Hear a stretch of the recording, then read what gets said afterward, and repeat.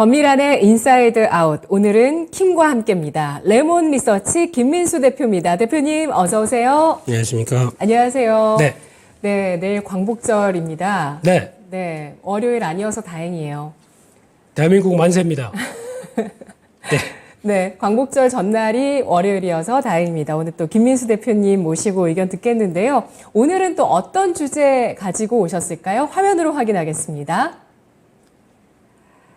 8월 조정세 계속 이어질까? 생존 전략은 7월 랠리를 펼치고 나서 8월 초에 고점 찍고 네. 일단 지수가 하락하고 있습니다. 낙폭이 크진 않습니다만 양대 지수 조정권을 이어가고 있고요. 크지 않은 낙폭 속에서 굉장히 또 혼란스럽게 종목들이 많이 움직이고 있고 주도주의 조정도 또 나오고 있는 꽤나 또 나오고 있어서 또 주도주 가지신 분들도 요즘 고민이 깊어지신다고 하는데요. 일단 시장의 하락에 대해서 얘기를 좀 나눠보겠습니다.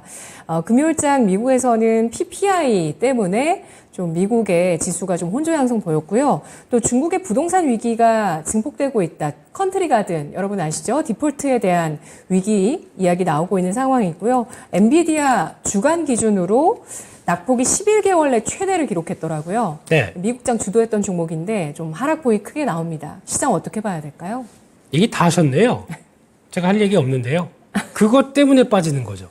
그거를 네. 낙폭이 제한적이잖아요. 네. 그럼 좀 소화해 나간다 이렇게 봐야 될까요? 일단은 소화는 잘 하고는 있습니다만 이게 지금 그러니까 저희가 소화한다는 게 끝이면 안 되고 소화를 하고 턴하는 것까지 봐야 되겠죠. 네. 턴하기는 턴을 한다는 것 자체는 다 안고 그다음에 좀 개선되는 모습들이 나오기 시작해야 변화가 나오기 시작하겠죠. 근데 그거는 아직은 안고 있는 상황이다라고 표현을 해야 될까요? 네, 그렇기 때문에 그나마 다행인 거는 타격은 그렇게 크지는 않다란 정도. 이 정도로 만약에 지수단이 뭐 거의 1% 이상 2%대 가까이 하락하는 모습들은 요즘 없죠. 그게 오히려 반대로는 오히려 좀 경고를 했다고 봐야 되겠죠. 지난 2주 전부터 말씀드렸던 게 외국인들의 선물 매도가 아마 이렇게 콱 들어오다 보니까 지금 현재도 지난주까지 외국인들은 한 5천 개 매수를 했을 겁니다. 그래서 약 한 4만 5천 개 정도 매도로 포지션을 갖춰 있는 상황 쪽에서 그냥 시장이 경고했던 게 그거죠. 아직 당장 오를 거 없으니까, 어떤 현물은 그만큼 많이 사놨고, 이거에 대한 어떤 해지 역할들을 하고 있다는 쪽에 대해서 아마 갈 수는, 그러니까 어떤 변화가 나오기 전까지는 가기는 좀 힘들다는 거에 예고가 들어온 상황이기 때문에 그런 쪽에서 만약에 이제 어느 정도 변화가 되고 다시 돌아가겠다라고 하게 되면 이게 청산되기 시작하겠죠. 그러니까 시그널은 분명히 나올 겁니다. 근데 그게 언제인지 어떻게인지는 아직 모르는 상황이다 보니까 주식 팔기는 싫고 일단 선물로 대응을 했다는 쪽으로 해석을 해야 되지 않을까 생각되고 있는데 그런 쪽에서 나오는 지표들을 보게 되면 이제 먼저 환율이죠. 환율은 뭐 원달러 환율을 보는 것도 중요하겠지만 달러를 봐야 되겠죠. 다시 달러 인덱스 기준으로는 추세가 전환됩니다. 한 102.8이면은 103대로 시도가 들어가는 국면이기 때문에 네. 아무래도 아직까지는 꺾였다고 보기 힘든 상황들이고 게다가 또 국채금리 여러 가지 이슈가 다 작용한다고 봐야 될 것 같은데 뭐 10년물 기준으로도 이제 4.2대 지난번 한 4.5, 4.4, 4.5까지도 열려있는 상황이기 때문에 아직은 어떤 매크로 지표 관련된 쪽의 결과를 반영하는 흐름들은 이게 뭐 끝났으니까 이제부터라고 보긴 힘들겠죠. 그렇기 때문에 진행 중이다라고 생각을 하시는 게 더 마음 편하시지 않나 생각되고 있고 그 밖에 뭐 중국의 컨트리 가든인지 컨트리 야든지 네, 이런 쪽은 모르겠습니다. 일단 압박은 들어온다고 하더라도 중국이잖아요. 네, 알아서 하겠죠. 이상입니다. 네. 중국은 알아서 할 것이다. 네. 그 말씀 안에도 뭐 언중유골인 것 같고요. 네. 예. 어쨌든 수습을 잘해 나갈 것이다라는 쪽에 대해서 믿음을 보여주시는 것 같아요. 중국을 믿는다는 얘기는 아니고요. 네. 그게 그렇게 터졌을 때 나올 수 있는 파장은 누구보다 더 잘 알고 있기 때문에 커버를 칠 것이다. 이럴 때일수록 과거에 벌써부터 나온 게 헝다, 예. 완다.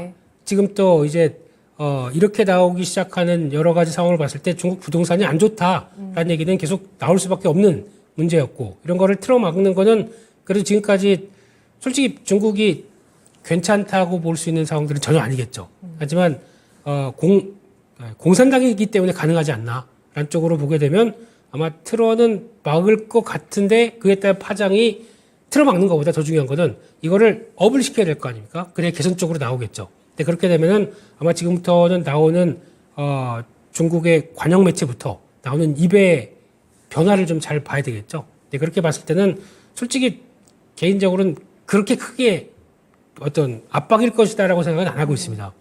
잘 해왔다기보다 안 하면 그들이 난리가 날 텐데요. 네. 공산당 일당에 대한 압박이 상당히 커질 텐데요. 네. 민심을 잡아야 되겠죠. 이상입니다. 그렇죠. 예. 그래서 부양책에 대해서도 아마 네. 좀 기대를 안 하지만 기대를 하는. 아마 나오게 네. 되면 공격적인 게 나올 것 같습니다. 예, 그런 기대, 이 전망들도 좀 함께 나오고 있고요. 원달러 환율보다 달러 인덱스 자체에 대해서 설명해 주셨지만, 다시 원달러로 좀 돌아와 본다면은 저는 또 김정은 국무위원장 최근에 전쟁 대비해야 된다. 네. 예, 이렇게 좀 강경한 발언을 했거든요. 이거 자체가 환율 시장에 직접적인 영향을 주진 않지만, 네. 또 왜 그 말을 했나 봤더니, 이달에 한미 을지로 연습, 이런 또 일정도 예정이 되어 있는 상황입니다. 폴란드 대통령은 원래 우리나라 온다고 했다가 또 취소를 했죠. 네. 예, 그런 상황이고요. 달러는 계속 강세로 갈 수 있나요? 지금 국면 쪽에서 달러 강세의 폭보다 지금 아시아 시장이나 신흥국 시장의 환율에 대한 변화가 더 중요하다고 봐야 될 것 같은데 네. 그중에 가장 먼저 봐야 될 게 달러 위안이죠. 그 위안화 같은 경우가 또 직전 고점대까지 시도하고 있고 게다가 지금 나오고 있는 부동산 이슈가 아무래도 자극을 하는 거죠.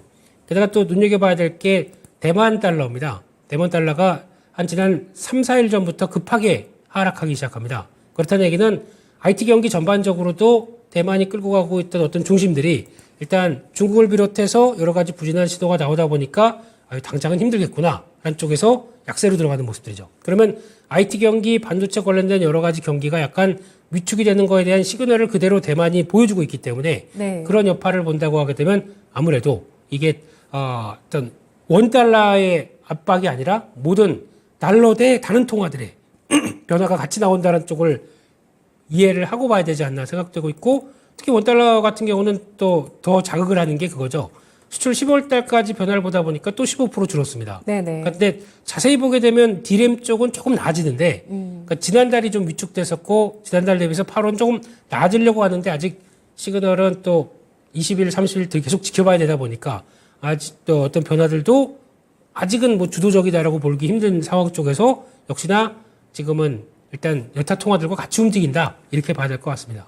네, 그래도 정말 우리나라의 경제를 뒷받침하는 수출 품목들이 늘어나고 있는 상황은 또 분명합니다만 네. 여전히 이렇게 부진한 수출 지표 이런 것들 그리고 또 아시아에서 IT 위주의 국가들의 움직임들이 어떤 반도체 업황에 대한 기대감이라든지 수출 회복에 대한 기대감을 낮추는 이러한 네. 요소들로 시장에 작용하고 있습니다. 자, 우리 채팅창에서는 또 포동만님께서 많이 올랐으니까 조정은 당연한 거죠. 그렇죠. 예, 네. 이런 의견 주셨고요. 오늘 또 김민수 대표님이 주도주에 대한 전략을 제시해 주십니다. 주제 자체가 생존 전략인데 그 가운데서 반도체에 대한 얘기부터 해주신다고 해요. 반도체 어떻게 대응을 해볼까요? 네, 일단 좀 울고 시작하겠습니다. 조정을 많이 받았어요. 네, 근데 저희가 국내 문제라기보다는 국내 쪽보다 해외 쪽에 대한 얘기가 좀 더 많겠죠. 그러니까 딱 두 가지. 그동안에 시장을 한 7월 달까지 끌어왔던 거는 한 축이 반도체, 한 축이 2차 전지였습니다. 그래서 두 개가 같이 이어지다가 이게 약간 좀 훼손 아니면 좀 미국 쪽에서 빅테크 기업들이 좀 출렁임이 나오고 매물을 소화하다 보니까 나오는 변화가 이 두 가지에 대한 약간 주가의 구심점을 잃는 역할 이게 지금 나오고 있는데 첫 번째 반도체입니다. 반도체는 일단 지금 가장 많이 보는 게 반도체 안에서도 메모리 반도체가 있을 거고 거기 지금 성장하는 또 하나의 HBM, 그러니까 AI 단을 바라보고 있는 HBM이 있을 텐데 네. 일단 특히 메모리 반도체 쪽은 그런 것 같습니다. 이제 지표가 조금씩 보여야 됩니다. 메모리 반도체가 가장 강했을 때는 그때입니다. 즉 G2 국가의 제조업 지표가 같이 딱 턴하고 움직이기 시작했을 때, 추세적으로 갖추기 시작했을 때 지금 그때 가게 되면 근데 그때가 언제인지 모르겠습니다만 조만간 중국이 좀 강하고 빠르게 어떤 변화가 나오기 시작하게 되면 이것까지도 딱 코 잡고 끌어올리겠죠. 그런 변화가 나왔었을 때 네. 그때까지 노리고 미국까지 변한다라고 하게 되는 걸 보게 되면 그때는 반도체 쪽이 2차 전지 초기에 움직였던 것만큼 빠르고 강하게 갈 겁니다. 근데 그때는 지켜봐야 되겠죠. 아직까지는요. 근데 제조업 지표가 움직일 때 그때가 가장 중요한 시그널이기 때문에 그때까지는 좀 지켜보되 역시나 가장 안 좋은 때 여기서 뭐 아마 3, 4분기 때문에 턴할 거야 그랬는데 그게 지금 또 주가가 또 재미없고 그러다 보니까 내년 1분기까지 넘어가더라고요. 네. 왜 주가 따라 해석하는지 모르겠습니다. 주가가 아니라 지표나 아니면 다른 업황의 변화를 봐야 되겠죠. 그러면 대표님은 여전히 하반기에 반도체 업황의 개선 가능성 충분하다고 보시는 걸까요? 네, 지금 같은 경우는 모아가야 됩니다. 이런 때 괜히 그냥 그러니까 주가를 보기 시작하게 되면 내 마음이 흔들립니다. 회사는 맞아요. 전혀 똑같이 움직이고 있는데 네. 거기다가 이번 실적 발표할 때도 여러 가지 변화가 많이 나올 겁니다. 아마 실적 발표는 그냥 시장의 기대치는 이만큼 갔다 보니까 우리는 그냥 이 정도로 가고 있는데 기대치가 이만큼 높았다가 그만큼 안 나왔다 그래서 주가가 폭락하기 시작하거든요. 이게 말이 됩니까? 그렇기 때문에 일정한 경로로 가기 시작한다라고 했었을 때는 그거는 회사는 잘하는 일이고 거기다가 저희가 먼저 갔다고 그래서 그걸 가지고 주가가 등락을 크게 보이는 거는 경계해야 되겠죠. 그러니까 그 주가가 하락하게 되면 오히려 그러면 나중에 봤었을 때 일정한 경로로 가기 시작하게 되면 이거는 기회가 되는데 주가 하락하게 되면 또 사기가 싫어요. 그러니까 이런 현상. 기다렸는데 또 사고 싶은 마음이 떨어지는. 그렇죠. 기다린 조정 이거 내려올 때까지 기다렸는데 빠지게 되면은 뭐 이거 사야 돼? 뭐 이러면서 뭐 악재 있나? 이런 식으로 생각하게 그쵸. 되겠죠. 예. 근데 그럴 때는 솔직히 광안 매지실 필요도 있습니다. 그 때문에 일정한 경로 벗어나지 않았다는 게 제일 중요할 것 같고요. 그런 쪽에서 또 하나 체크해야 될 게 그런 쪽뿐만 아니라 지금 HBM 관련된 쪽 AI 쪽. 그러니까 지금 반도체 쪽에서는 지금 뭐 모바일이나 PC는 먼저 충격을 받았다 보니까 약간 회복은 하기 시작합니다. 근데 그 큰 의미는 없는 거죠. 그런 쪽이나 뭐 스마트폰인 모바일 쪽이나 뭐 서버 단 아직 그렇게 부각되는 건 없습니다. 하지만 성장의 하나의 큰 축을 보여주는 거는 AI 단이죠. 근데 그게 왜 지금 부각을 못 받느냐? 엔비디아 같은 경우도 지금 수요는 폭발한다는 얘기를 많이 하고 있는데 제품을 못 만들고 있습니다.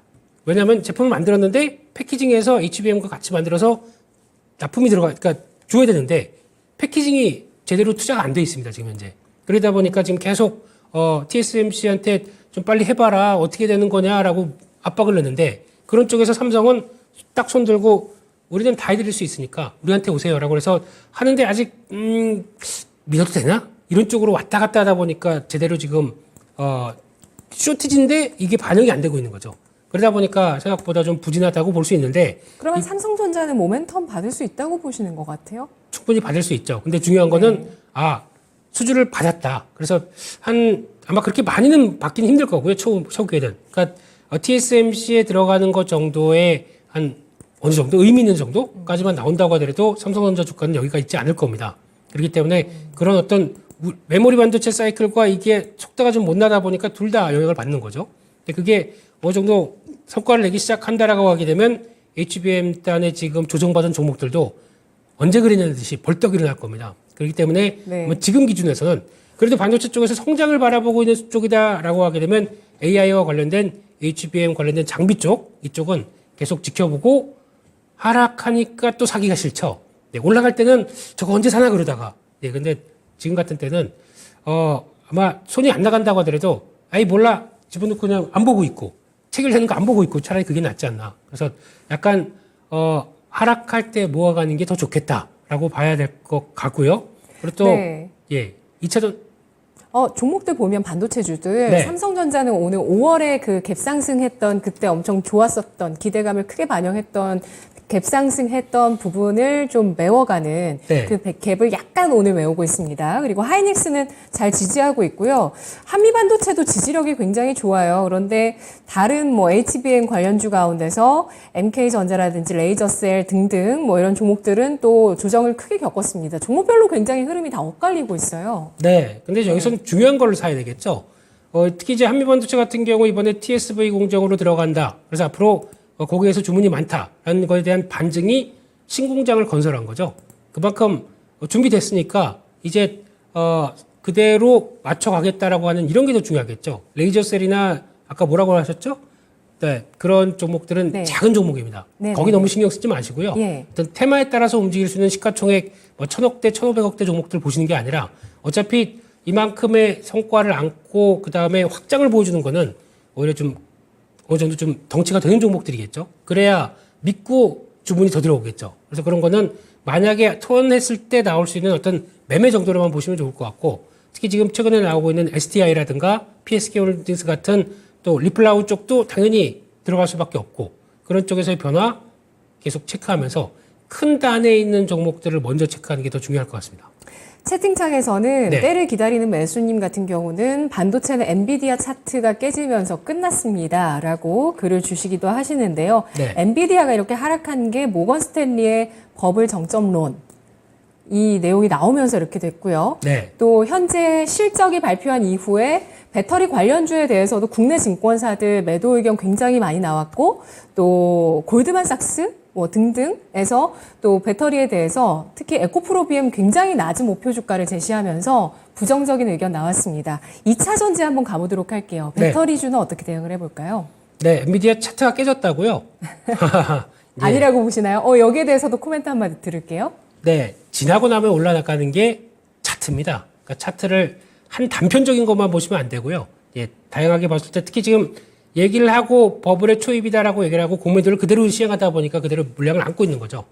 예, 그런 차트가 그대로 나오고 있기 때문에 반전에 나올 수 있는 기회는 충분히 있습니다. 그렇기 때문에 차트가 모든 걸 얘기하지는 않지만, 네, 뭐 제가 차트 공부를 해드릴 수는 없고 지금, 네, 그 정도로 보셨으면 좋겠고요. 네. 2차 전지입니다. 2차 전지 쪽을 봤을 때는 지금 일단 에코프로 왜 빠져? MSCI 편입되는데 왜 빠져? 라고 하실지도 모르겠지만, 그때 지난주에 나와서도 120만 원대, 예, 여기는 쉽게 못 갈 거다라고 말씀을 드렸던, 그러니까 그 정도 들어가게 되면은 아마 저항이기 때문에 아마 좀 관리를 해놓으시라고 말씀드렸던 게 지난주였습니다.